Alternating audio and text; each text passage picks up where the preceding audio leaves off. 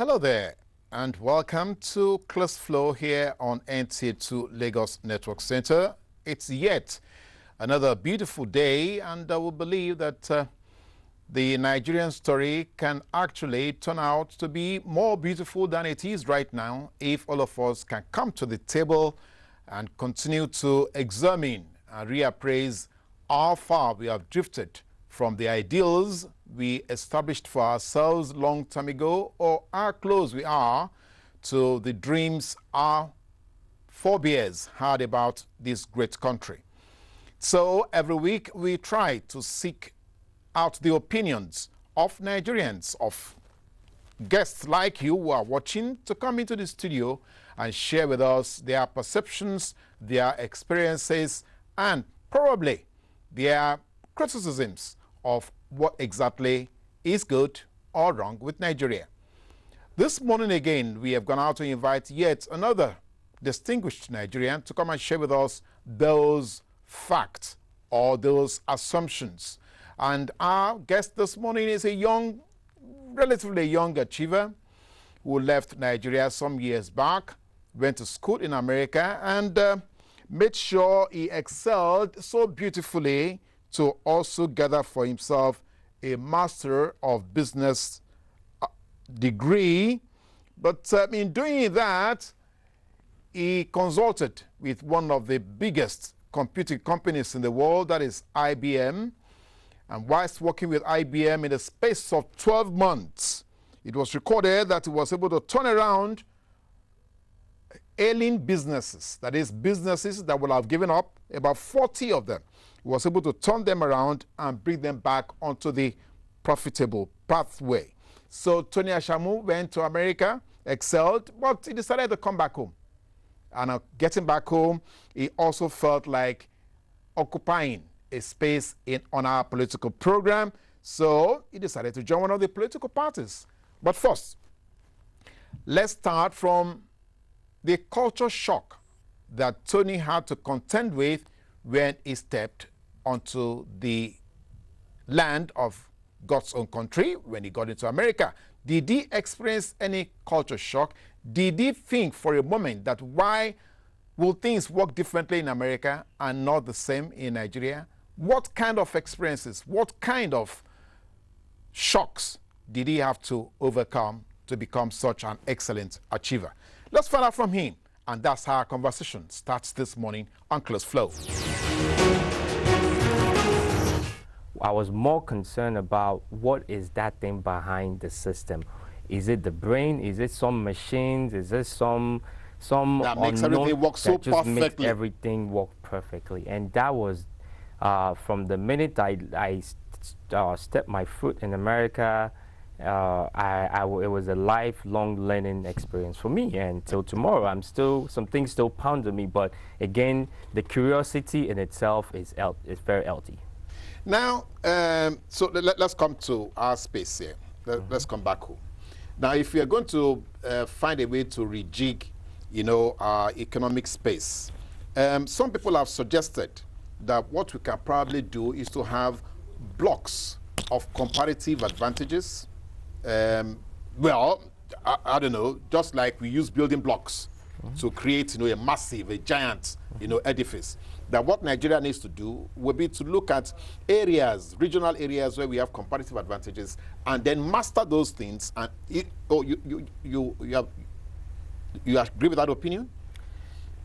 I believe Nigeria, we need to do a lot of things, but I think that would be a start. And of course, I like the fact that you use the word competitive advantage. We have crude oil in Nigeria. We don't need to, there's some things we can build around that gives us the competitive advantage because of how God has created our landmass.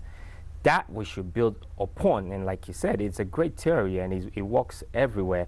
I don't see why Nigerians shouldn't really push on that and do more in that regard. Now, if you're taking it from there, so how about political directions? Obviously, in some other countries, political directions are actually driven by economic interests. That is, they will look at where the economy will best serve the masses, so they will now push their policies. So But we are not doing that here. We are just playing politics for politics. So let me say this. I think it's a good time to be a Nigerian because finally I think our political structure is moving towards the right direction. In this last election, we all saw what happened. I mean, not much issues were being discussed. And we need to get to a point whereby our politicking are issue-based. And it really, it makes me sad. I won't say it's beyond anger. I used to be very angry when I hear politicians talking about and personally attacking each other. Listen, you could actually vote for a politician that you hate just because he has good ideas, what they have in their brain and what they can do for you. And a wise man once said, the ex-president of America, Bill Clinton, said, "Is the economy stupid?" And I hate to use that word because it's that simple. I mean, at the end of the day, we have loads of Nigerians that are dying in poverty, and it's a silent death. I mean, we want to worry about how many people Ebola have killed or how many people cancer have killed. How about the people in the in one village that are dying because hunger. They cannot eat? Those are the untold stories of Nigeria, and I think that's what we should now use the issues to solve these people's problem. And it's not really that difficult, but it's going to take all Nigerians to actually make sure we focus on these issues. Now, I should just let our viewers know that you also wanted to be a part of the political change because you campaigned to be a senator of the Federal Republic. Right. Now, I'm going to ask this. This is very personal now. You promised to create 10,000 tax-paying jobs in Oyo State if you were elected. You were not elected, quite all right, but 10,000 jobs. Was that just a headline banner? Beautiful question you asked. I mean, and I always say this. There's two opposite sides of the spectrum. It's politicians not talking about the issues. Number one, that's as bad as. And the opposite side of the spectrum is politicians talking about issues, but it's just a dream. And there are no numbers. It's like Nothing being in attached, school yes. and you're not doing your homework. And you expect to just come the next morning and the teacher comes to you and this is time for your homework and you're not ready. You're not ready for the test. Here's what we're saying. I was contested to for the Oyo Central Senatorial seat, which has 11 local governments, 1/3 of Oyo State. I mean, Oyo happens to have 33 local governments. Yeah. This is part of Ibadan, Ogbomoso, and Oyo State, or your town. Oyo itself, yes. We said we're going to create 10,000 jobs. Let me tell you, Mr. Martin, you don't have to be a senator to create 10,000 jobs. You don't have to be a president to create 10,000 jobs. As a pastor, as a businessman, and I always say this, regardless of where we find ourselves in life, your position is just a platform.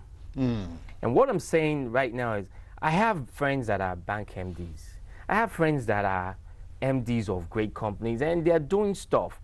There are ways, and I'll tell you simply how we plan to create this 10,000 jobs. It was very simple. My constituent happened to be a very agrarian. There are loads of farmers. Yes. And all we're saying is just simple. And I'll just give you one, just minuscule of how we plan to drive this 10,000 jobs. So right now, a farmer farms corn for whatever it is, grains for 6 months. At the end of 6 months, they harvest. Let's say they sell their harvest, they get 5,000 naira. And that's the true statement. That's what a farmer gets in 6 months. And out of that, and you can see in Nigeria till today, you still have a situation whereby somebody has 8 kids and they have to pick 2 to go to school. And this is not even school you are paying that money. These are public schools. So what we're saying to summarize this is like, okay, fine. We noticed these are UN, World Bank researches that, look, right now as we speak, the grains, the seeds that our farmers are using, there are other seeds out there that can give them 6 times the same returns. 6 times. So we're starting from that. Now, okay, let's go and work with these farmers and change their seeds. If you change their seeds, someone that is making 5,000, I'm giving them 30,000. They can hire more people. They can employ more people. They can expand. There's an expand there. They can maybe they're only whatever 2 acres. Now they can do 10 acres. We will support them to do that. That's number one. Number two is, Normally they make 5,000. Maybe they should have been making 20,000. But because they don't have the silos and the reservoirs that actually preserve this stuff, it spoils and they only make 1/4 of what they. So we're saying that we're going to invest in. And there are constituency allowance. There are other ways that we can come. And this is already happening in the north. So bottom line, we're saying, if someone that makes 5,000, you can show them and help them make 50,000. You don't have to do too much. The jobs will come and we can make sure that. So that's what we were saying with that program. And it was, I mean, we believe it's still possible, just not in Oyo, across the whole country. Nigeria. Yes. Now, I like this. That is like the youthful energy or dynamism that probably we seem to have lost. Now, but when we were growing up, I don't know if you remembered, we had politicians who were driven by things like this, lofty, Awolowo, Azikiwe, yes. Now, so what's happening to this class of politicians? Is it that they are there for the business of making politics an enterprise, or they are there to do the things that you're talking about? So I often get asked this question multiple times, why are you in politics? You don't belong there. You don't even seem like a Nigerian politician. And I ask the same question back, who is a Nigerian politician? And when good people run away, bad people take over. And I'm not saying the people there right now are bad, but what we're saying is politics is everybody's problem. When you think you start a business and you are already doing very well and you don't need to be part of Nigerian political system, you are wrong. Because if the governor comes tomorrow and makes a law that nobody should come out and he puts all the military men out, you are not going to come out for the next 10 days. So you need to be able to have a seat on the table, and we need ideas. This is my dream for Nigeria. And you talked about when we were growing up. I once watched a video, even though when Chief Tafawa Balewa went to the United States for the first time after independence, I think this was 1962. Yeah. When he spoke, I mean, this was a very lean man. It's very unassuming, I mean, and he's wearing his voice. Whatever. And when he spoke, the whole United States system stood up. They gave him a standing ovation. And it was so beautiful because you knew this man had it in him. And this were the crops of politicians we had. Nnamdi Azikiwe, Chief Obafemi Awolowo. We need those kind of dynamic people that care about the common good. And we have it all around. And I think the problem was this. All the good guys went in and didn't want to. They saw politics as dirty.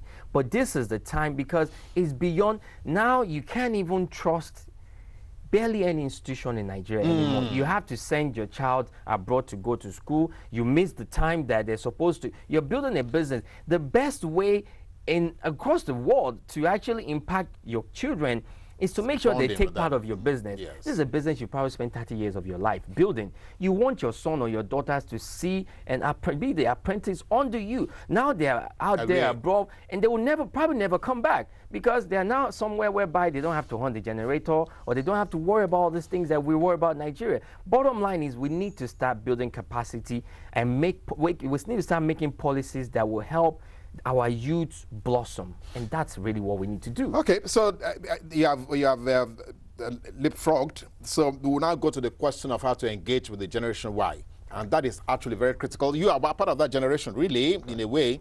But you think that can ever happen? If you look at the challenge we face right now, the enormity of the challenge that we face right now, the civil service structure itself, you can never get a young person to become head.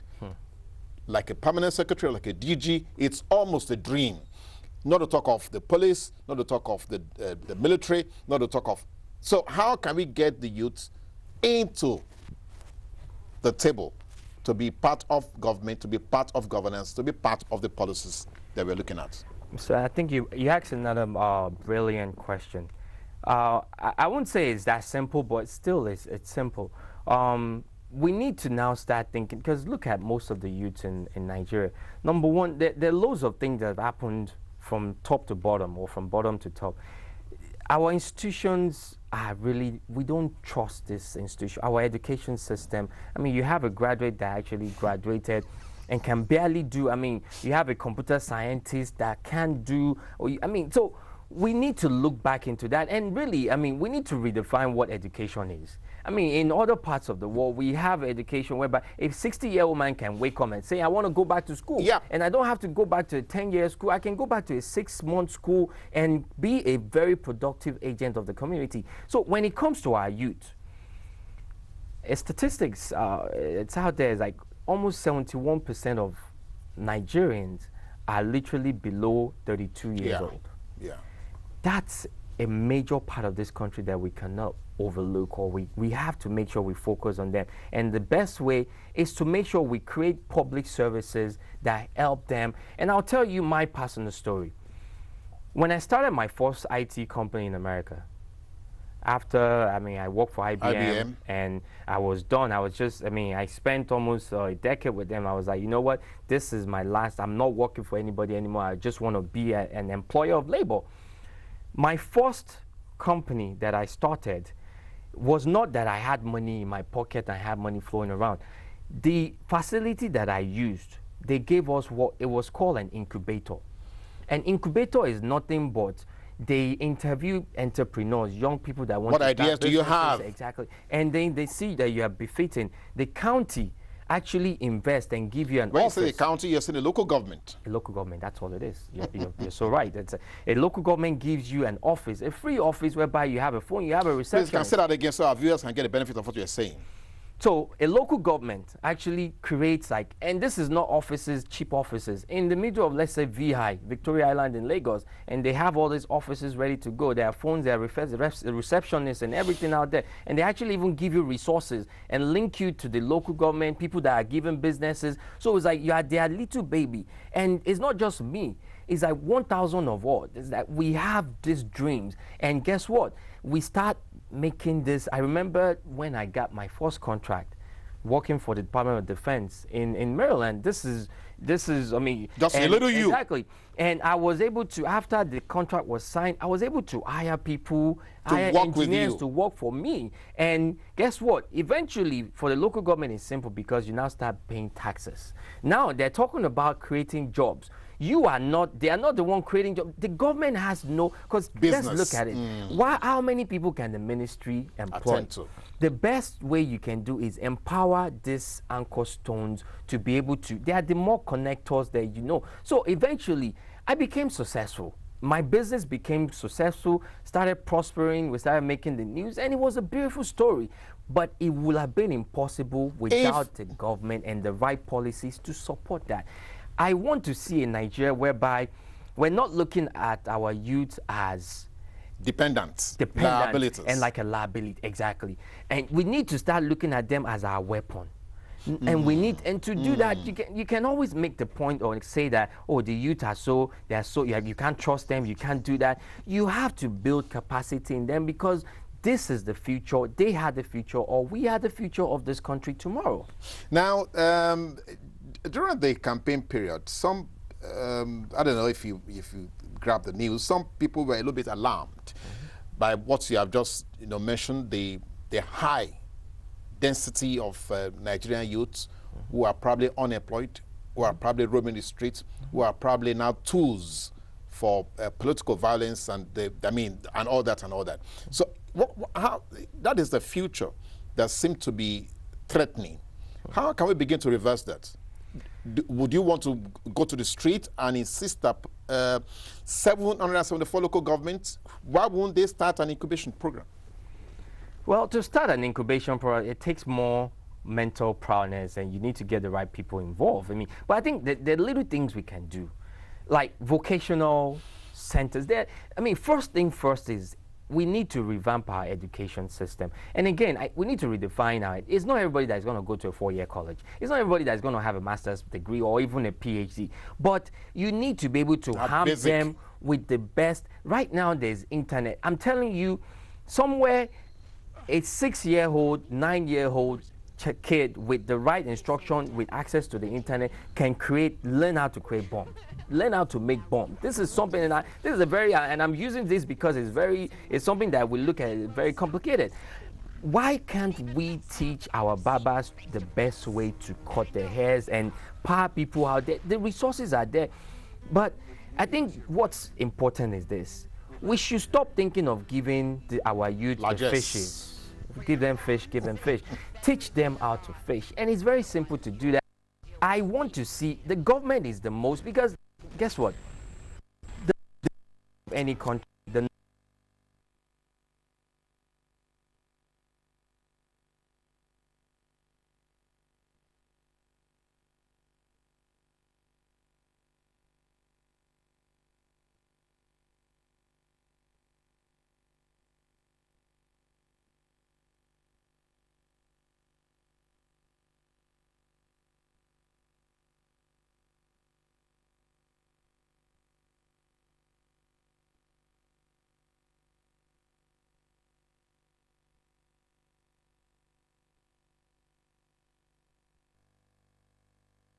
at the government's dime.